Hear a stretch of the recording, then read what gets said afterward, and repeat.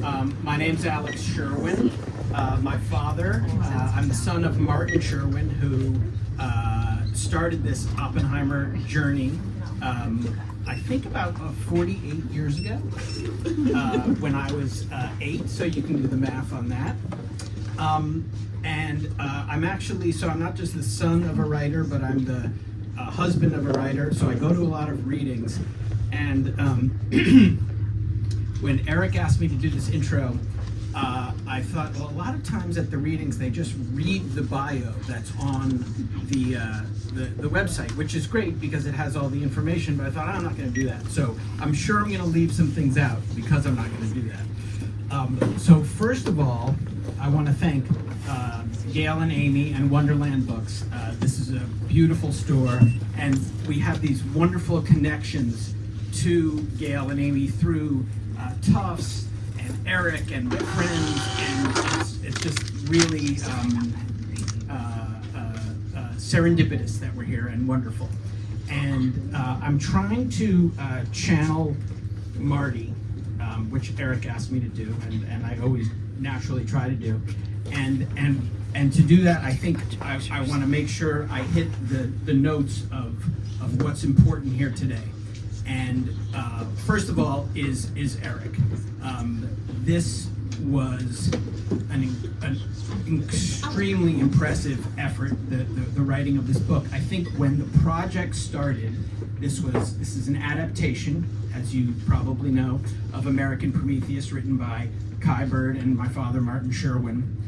And when the project started, we just assumed that this was like, oh, Eric's gonna come in and, you take out a chapter here, the goal is to get it down from 800 pages to 300, 400 pages. And how hard could that be? You're cutting and pasting.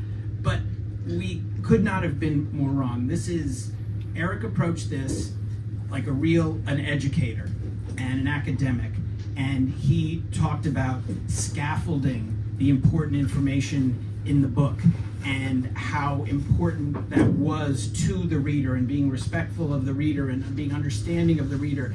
And what we came to realize, that this was a major project that required real intellectual depth. And I think that Kai, I know he was impressed, and I know Marty would have been very impressed. So this is about Eric, and then I have my list of other things that are important. And Kai, you're number 2. So I just want to say a word about Kai. For most of my childhood, my father was working on this book, and even though it was a very serious academic, scholarly pursuit to him and to everybody else in the world, inside the house, it was the joke, because it was finish that Oppenheimer book.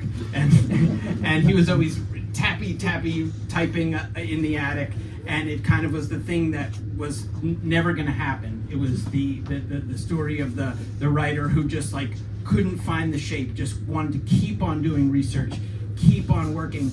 And it was Kai's entrance into the process that made it happen. So Kai is this hero in our family, and since he came on board, it's just been great to have him as part of it. And then next on my list is my mother, Susan, Marty's wife, and she, even though my father is the family historian, my mother really is the historian of the family. So she really remembers everything. She she knows the content, not just of our family history, but of so much of Marty's scholarship that it's just incredible to me. Oh, there's my friend Neil. Hello. And was an integral part of this process. So she's been amazing.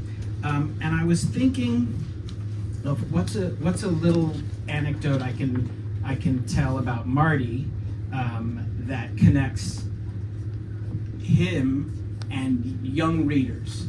And the one I came up with was one of my first memories of my father relating to reading was we were at our house on Cedar Lane, which means it had to be about 1974, 75. So I was 5 or 6 years old, and he was reading at the table from Joseph Heller's Good as Gold, which was the book after Catch-22, which was a seminal work and a very important work in Marty's scholarship as well, because he always taught with it. But Good as Gold, he would read sections at the table and belly laugh, just knee slapping belly laugh, holding his gut. And I don't remember if that was funny to me, that the content, but it was amazing to see my father so engrossed in reading and literature, and experiencing the joy of reading. So I know that he would be very, very happy that Eric has taken this work of Marty and Kai's and made it accessible to young readers, and I think it's just it's a terrific thing. And the last thing I'll say, and I hope you guys talk about this, is that on that note of connecting with young readers, I think that this content, talking about nuclear weapons and the risks and threats of them, is so relevant today, not just because of nuclear weapons, but because of AI.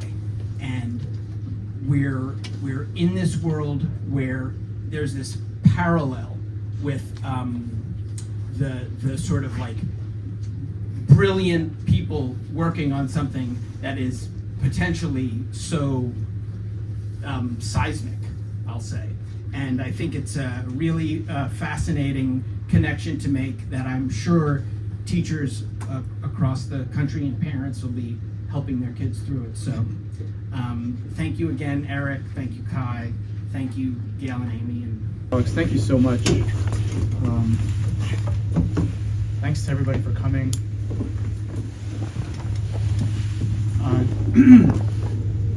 Kai and Susan and Alex, I just wanted to express my deep appreciation to all of you for entrusting me with what I know was a collective 30 plus years of hard work, of writing, of research, writing, rewriting, editing. It's not easy, and I know that what it must be to because these are your babies. This was Marty's baby. Kai, this was one of your babies. So to allow somebody else to sort of go in and tinker and adapt it is probably no small thing. So thanks for allowing me to do it.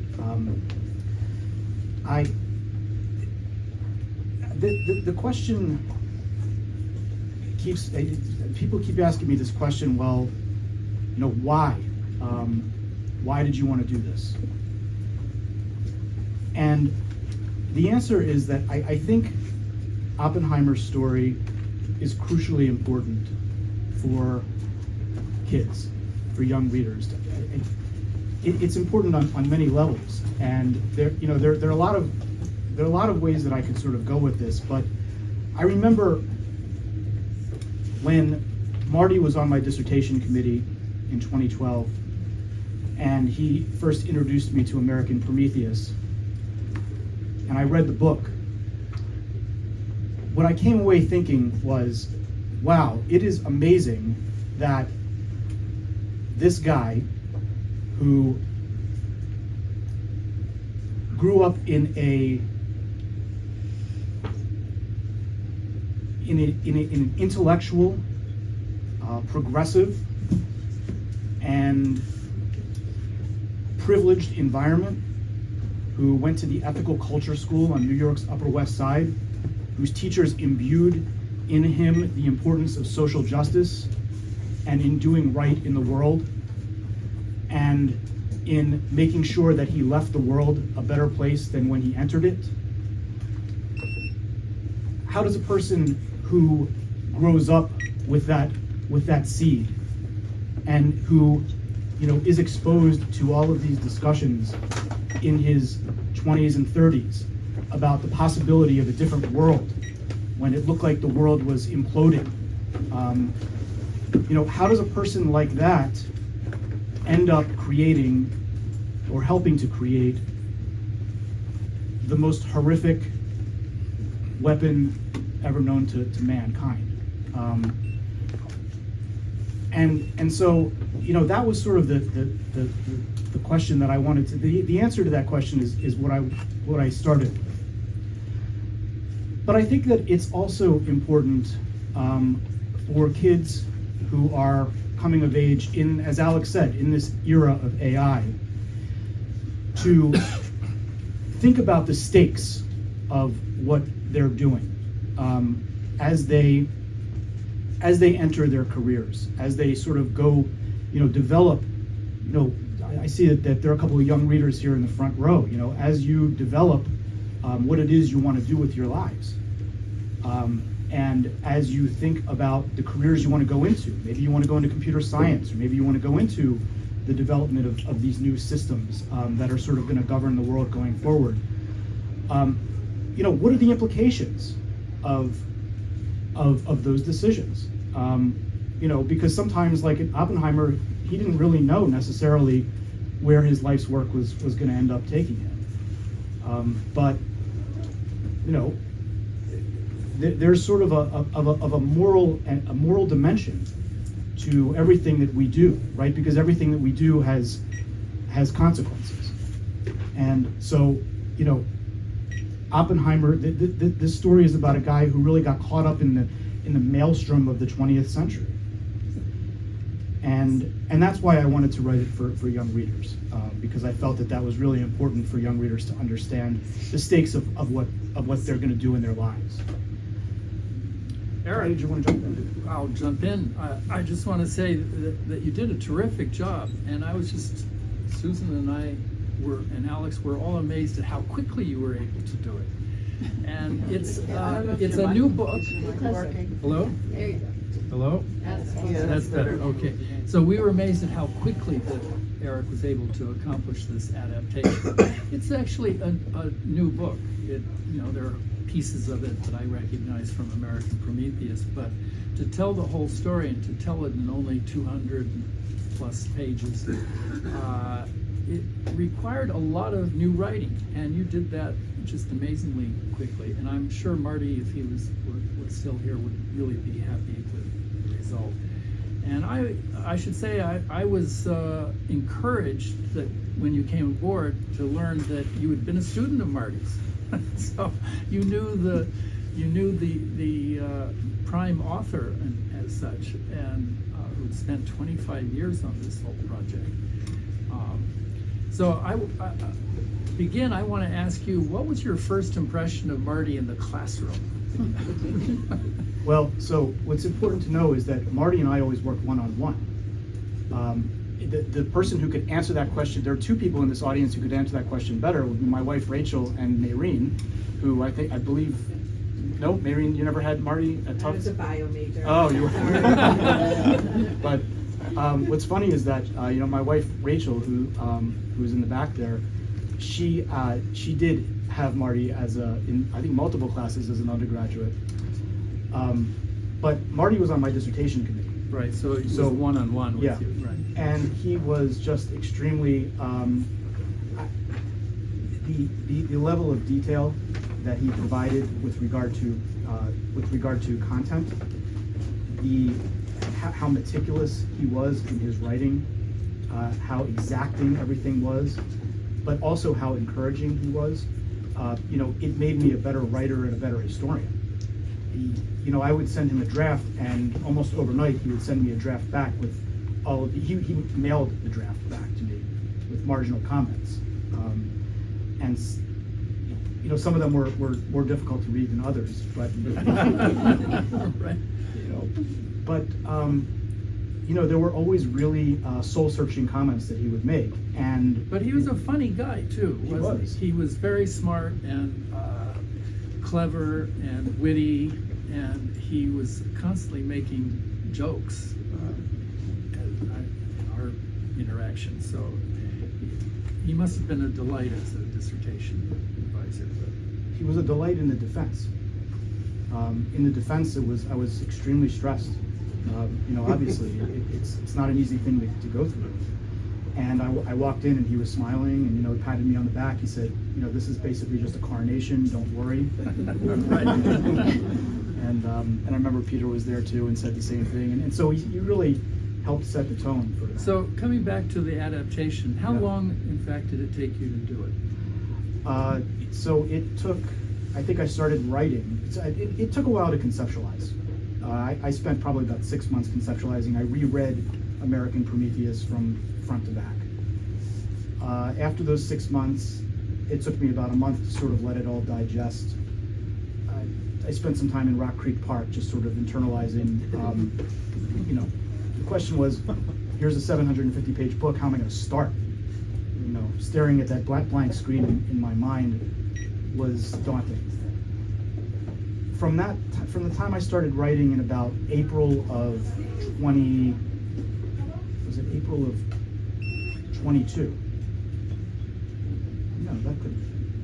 No, it would have been April of 23.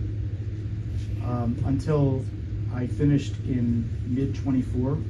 It was about a year plus, the writing process itself. That's very fast. Very fast. But I think I see what's happening here. There are a few young adults, but the room is filled mostly with adults. And I suspect they're here so that they can read the shorter version. And Eric has done a translation as such. So, it is the original book was very long and complicated, but Marty was very, he was intimidated, I have to say, picking up on Alex's remarks, his introduction. He was intimidated by Oppenheimer, and he was obsessed with the research. But he was, in fact, a very good writer. And yes, it is a long book, but Marty focused in the writing process. He was very attentive to the beginning and the end of each chapter. He wanted, it to be a page turner. So he wanted a quote or an anecdote that at the end of every chapter that would compel, plant a question in the minds of his readers and who would want to know what happens next. But I think you succeed in doing that in the adaptation as well, and you also address other issues that we did not feel it was part of our agenda, like the radiation after effects of the Trinity test. But for a young reader, I can understand why in a classroom setting you want them to, they're going to be thinking about this, and so you needed to address those kinds of issues. But the book is also accessible because if you'll notice at the end, there are not only some footnotes, but there's a long list of who's who, all the characters, from Harry Truman to Dwight Eisenhower to Isidore Rabi and the other scientists. They're all identified with a short sentence or two. And again, I think for both adults and young readers, that's we should have done that in the original book. But anyway, so again, I'm grateful that you've done this so quickly, and I agree. I think it's very timely too. How many of you saw the Oppenheimer film? Okay. You didn't see the Oppenheimer film? You did? I did not. You did not. Okay. Well, you have something to look forward to. It's only a 3-hour film. 3 hours, but it moves very fast, just like the book.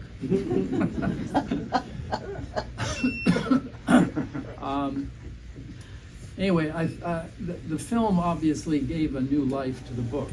The original book came out in 2005, and it sold moderately well. It got reviewed everywhere with fulsome praise, but it never got on any best-selling lists.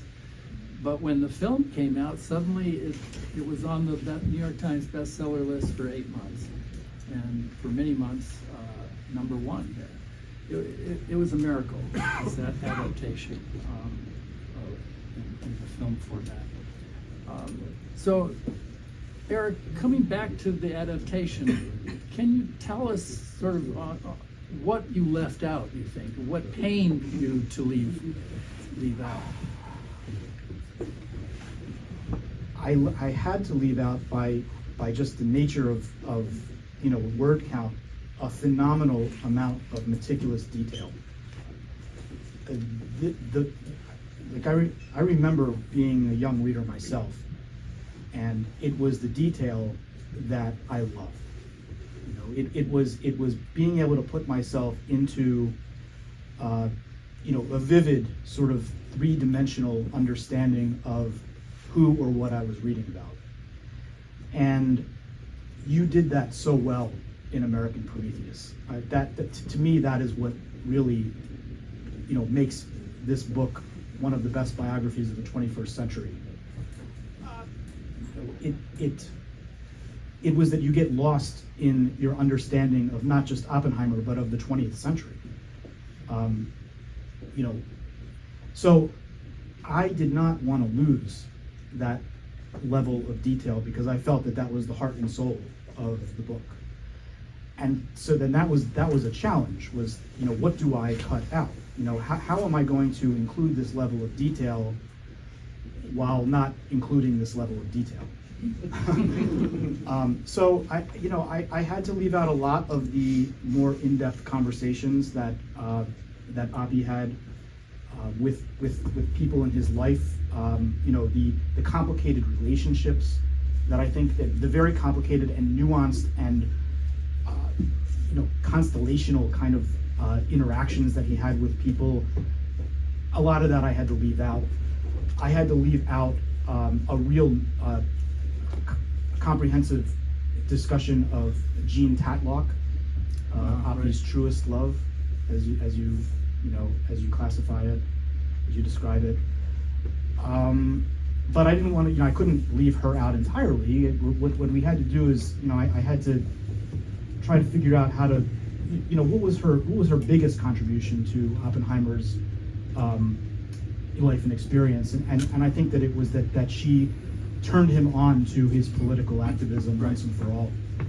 So, and you also, I think, you made the right decision in deciding to leave in a lot about his childhood and his growth and his troubled childhood, his sort of prolonged adolescence, and his crisis, and his his sort of nerdy, boyish upbringing at the Ethical Culture Society, and you really captured that, and I think that's an important part of the story for a young reader to sort of realize that this iconic figure, the father of the atomic bomb, is actually a real human being, and as a child growing up, struggled to have friends, to make his way in society, and so I think you made the right decision to retain a lot of that as part of the story.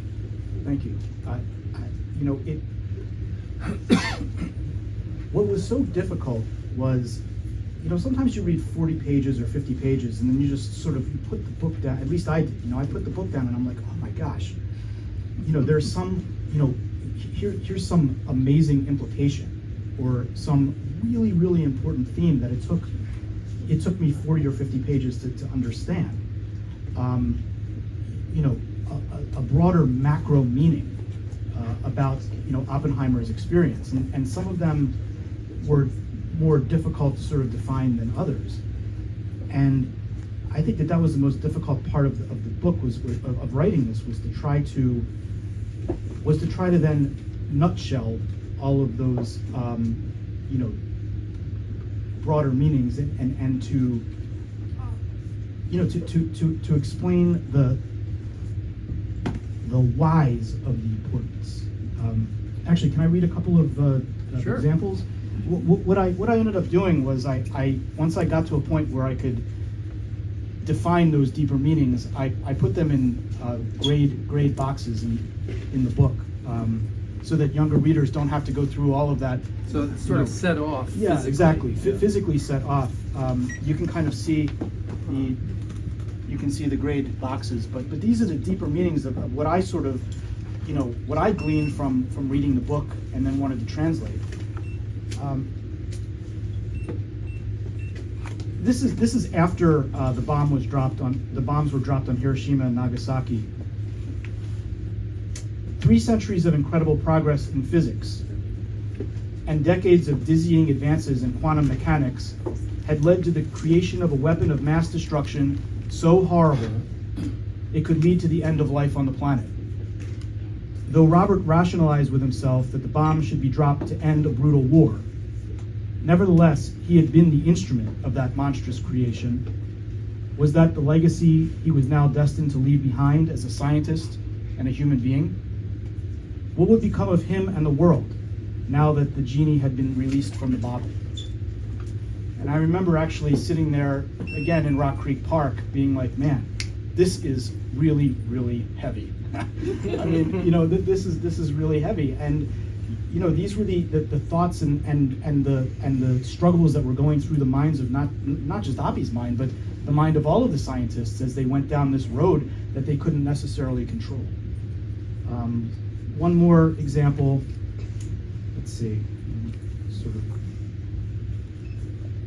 And this is when this sort of I think brings Oppenheimer's perspective toward education to life. This is when he first took the job at the Institute for Advanced Study in Princeton.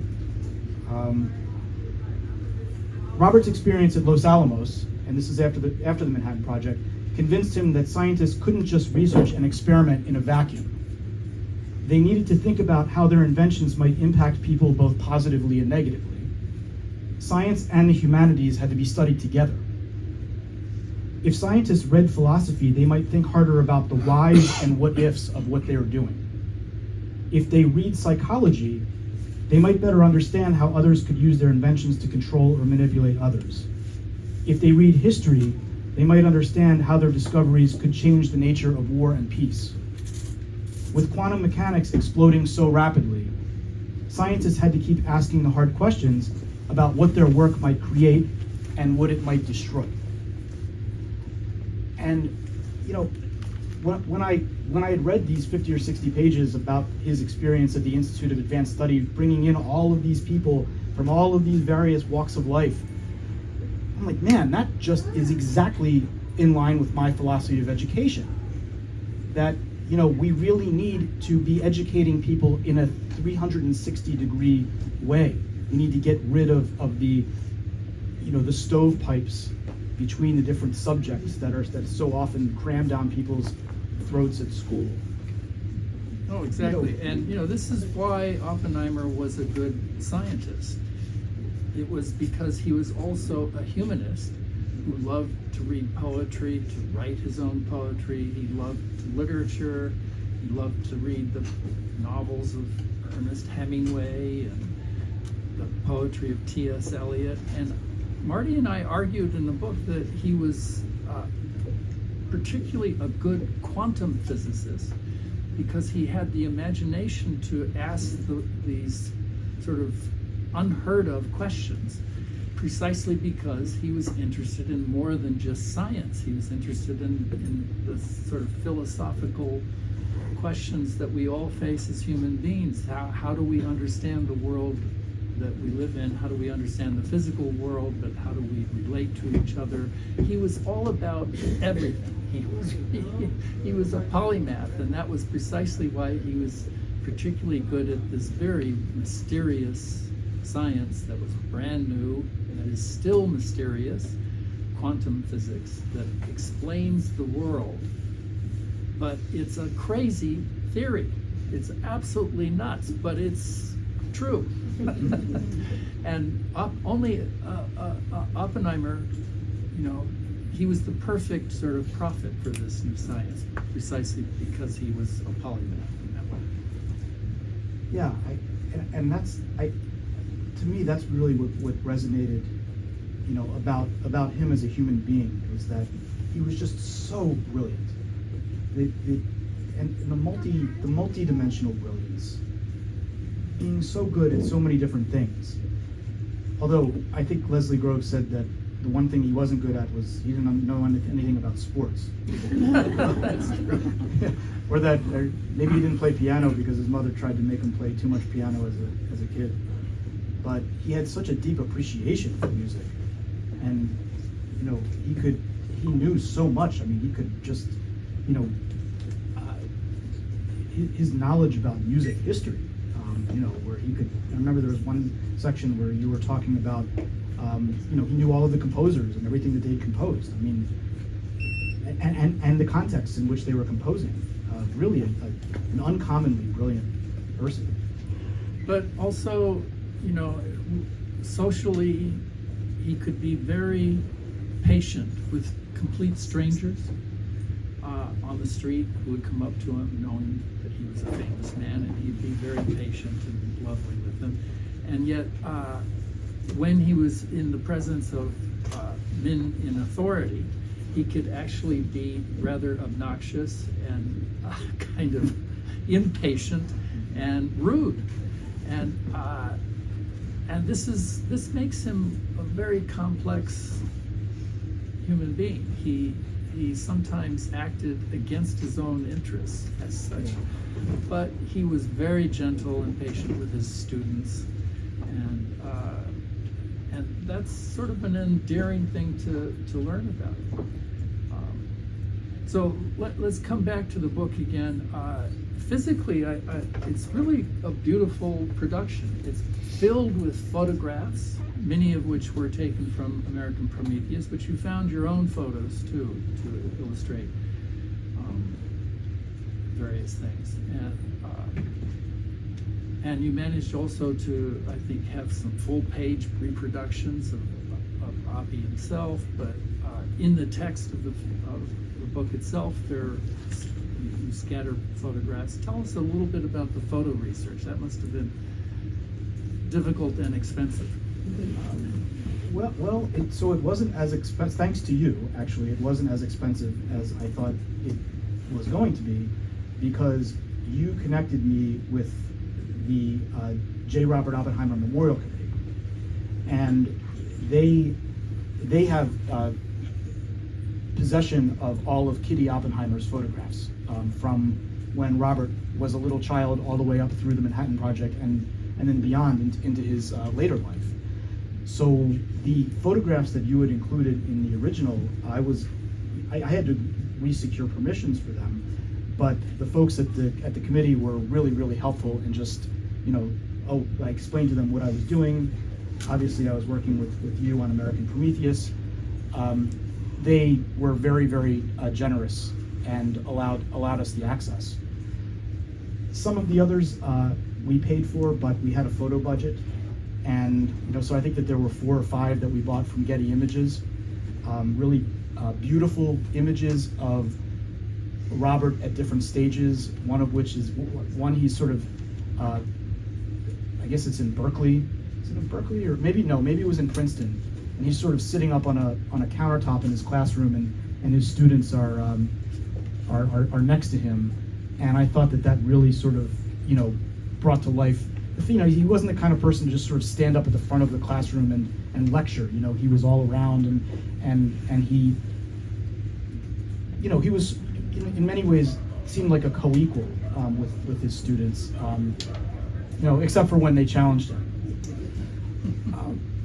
But so that I felt so these photographs really helped to bring the book alive.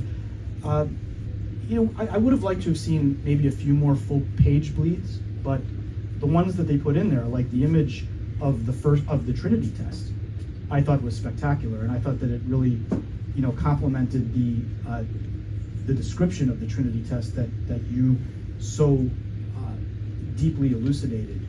I tried to bring that I tried to stay true to that as best as I could. So I'm just thinking, this is an important book for young readers, and we hope that it has a long life in schools. And I'm trying to think about ways to sort of bring attention to it to classroom teachers, and it's aimed for an audience 10 to 15. Is that right? 10 to Yeah, I'd say that would be the sweet spot. 10 to 16. maybe 8 to 16. Advanced. Advanced. Yeah. Okay. I mean, there might be certain things that don't work, but And it's an easy book to read, and it's not that long. And I'm thinking, the current occupant of the White House is notorious for not reading. He apparently has a real difficulty reading, but you've never seen a picture of Donald Trump reading a book, have you? I think we should send him a copy. we could This go is in. maybe a young readers group edition is something that maybe he could handle. Why don't we go in? We should read it to him.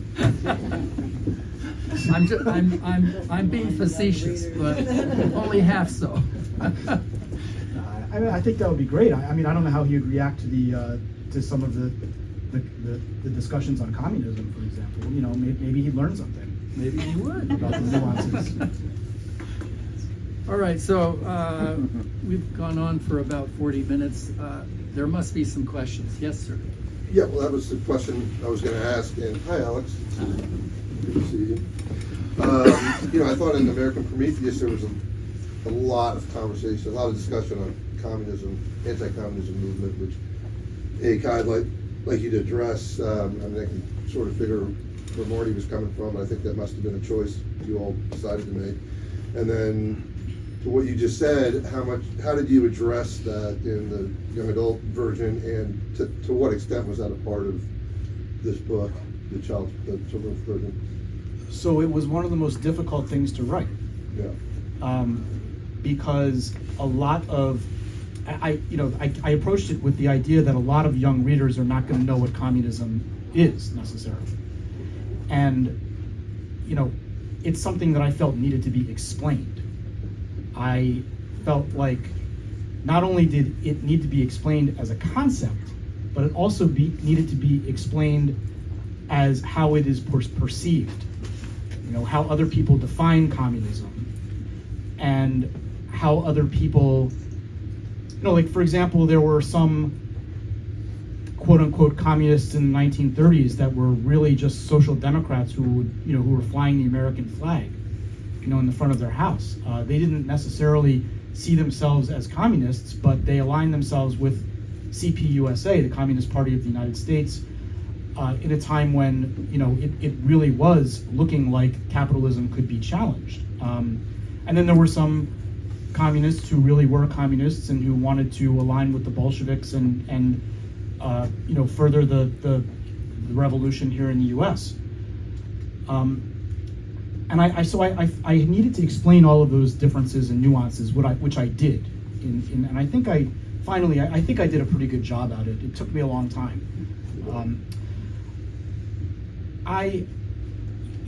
So I felt like I needed to explain the ideological origins. I went back to Marx and Engels, and I referenced the Communist Manifesto, and how those ideas sort of translated into the Bolshevik movement, and ultimately, I spent some time discussing Lenin and Trotsky, and then ultimately, the rift between Trotsky and Stalin, and how Stalin, how Trotsky ended up getting assassinated in Mexico City with by a Soviet agent with an ice pick.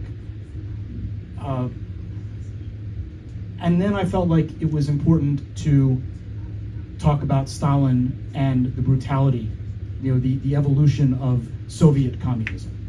And so then I sort of went into Soviet communism, and at the same time I'm sort of weaving in Oppenheimer's experiences and his perspectives on it as they were articulated in American Prometheus.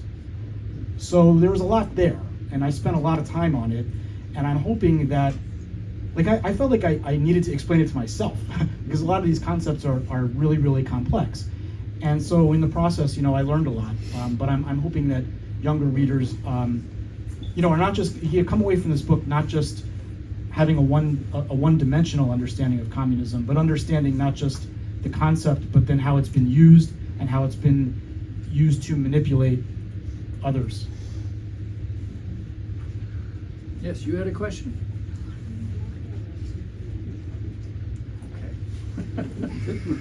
Oh, yeah, this is more of a comment than a question, but just like, I really hope you push this book on high schoolers, even if it's not like the publishing category, because I remember like, as a kid, I knew about like the bomb culture and stuff from The Simpsons, but it wasn't until high school that somebody said to, like, my pre-calculus teacher told me to read Shirley or Joking Mr. Feynman, and that book totally changed my life. So like please push this on older kids. And I mean, as you're talking here, I mean, I have to say, I don't mean to be provocative here, but like, I think the best ticket to getting this book read is getting it banned by somebody. It just it's such a wonderful idea. Interesting. Well, getting it banned, I think that in the back of my mind, I was hoping to not be too political, to sort of let the narrative flow biographically as it flew in the original. That was one of the greatest strengths of America. That is one of the greatest strengths of American Prometheus, is that it is not overtly political, right? It deals with political issues. It deals with communism, and it deals with democracy, and it portrays Oppenheimer ultimately as a patriot, which I think that is really important, because he was. Alex, you really helped me in the comments with sort of trying to thread this needle. I hope it doesn't get banned. Actually, and I don't really see any reason why it would. Yeah. They don't need a reason. How, can I ask a question? I haven't read it yet, obviously. How did you deal with the end of his life when he was, under so much social pressure and political pressure? How did I deal with it? Is that in the book? Or? Oh yeah. First of all, I did. Chapter 4 is called Part 4. Sorry, is called American Inquisition. So the fourth part of the book is a detail of what took place in that makeshift building down on the near the National Mall, when the Atomic Energy Commission tried him in private. And that was one thing that I really wanted to stay true to the original with. And it was hard because the original was very detailed. And so this was probably the most difficult exercise in, like what I said at the beginning, detailing but not detailing. So I sort of, the way that I wrote it was that I wrote it as a script, right? Where his inquisitioners were pummeling him and pummeling his allies and, manipulating people, and, then of course people were coming to his defense, like Kitty. And I felt that was really important to show, as was in the original, how Kitty came to her husband's defense and was a much better defender of him than he was himself. And then the denouement, right? The slide down into the depths of the worst part of his life, when he was stripped of his security clearance, and when the fires of McCarthyism finally came to consume him. It was really sad, and I was crying while I was writing it, and I brought in a lot of sympathetic voices, about from his friends and family, about how he was experiencing these. I felt like it was important to humanize him the most in this part, and so I spent a lot of time doing that. And then of course, Susan, you had this phenomenal suggestion for including the eulogies from his funeral, ultimately when he passed away. Can I maybe I'll read just a little section? Do we have time? Well, sure. Okay, maybe just a little section to sort of bring you into that a little bit, because you're. Let's see. So this is at the very end. In early December, Thomas B. Morgan, a Look magazine journalist, dropped by to interview Robert. Morgan found him gazing at the autumn woods and the pond outside his window. On the wall of his office there now hung an old photograph of Kitty jumping her horse gracefully over a fence. Morgan could see that he was dying. He was very frail and no longer the lean, lank man who impressed you as a cowboy genius. There were deep lines in his face. His hair was hardly more than a white mist, and yet he prevailed with that grace. The conversation turned philosophical. Robert told Morgan that even though he had always thought about the ethical dimensions of his work, he was thinking about them more now. He was also thinking about his responsibilities to those he shared the earth with. Throughout his life, he had tried to act ethically and responsibly, but he hadn't always succeeded. He wasn't the greatest husband to Kitty. By his own admission, he wasn't the greatest father to Peter and Tony. He had even reported some of his students to the House Un-American Activities Committee.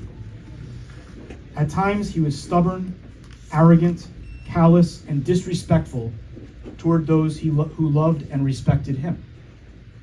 He tried to warn those with more power than he to stop building the weapons that could destroy the world. But did he do enough to contain the fire that he had lit?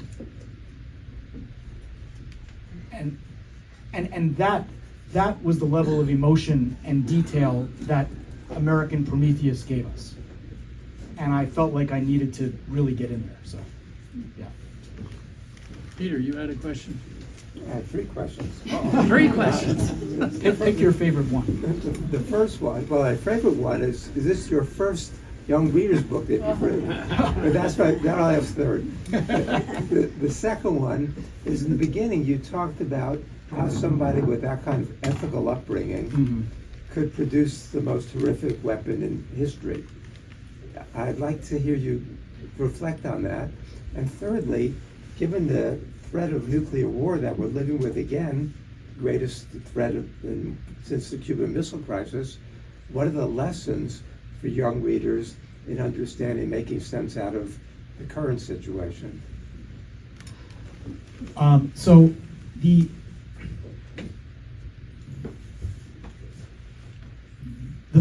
answer to the first question is that I adapted The Untold History of the United States for Young Readers, volumes 1 and 2, although my name is on volume 2, with yours, because you wrote the original. So that's the answer to the first question. It's a great book, if I say so myself, but it was based on another great book, so I would ask Wonderland if maybe you could stock it. That would be great.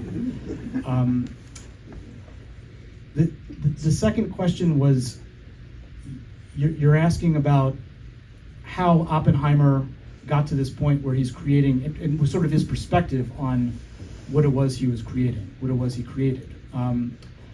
I think that ultimately he was convinced that he was going to involve himself in this project so that he would create the weapon that would challenge the Nazis, right? That the idea was that Hitler was going to get this bomb, or someone was going to get this bomb, and it was probably going to be Hitler. And this was in 1942, and Germany had just invaded the Sudetenland, and they were starting to really spread across Europe, and people were petrified, and Oppenheimer saw that, sort of began to see this as his calling.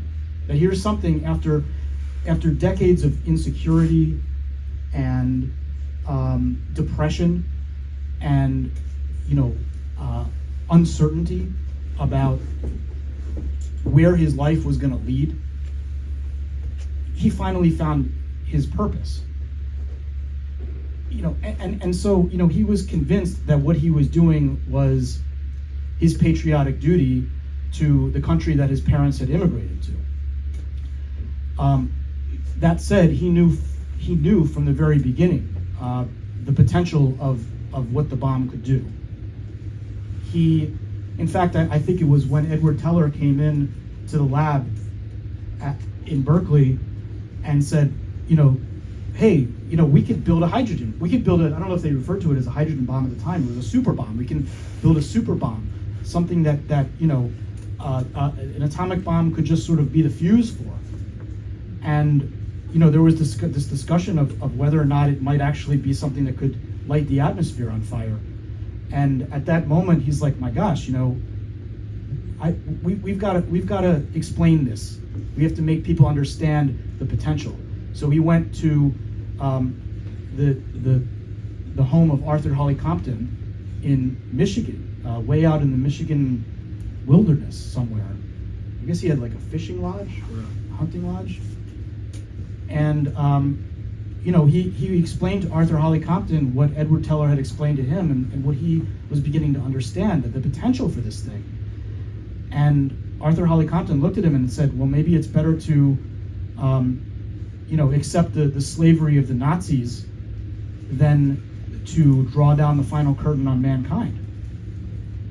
So he knew what he was doing, but I think that he felt like, in a naive way, maybe, that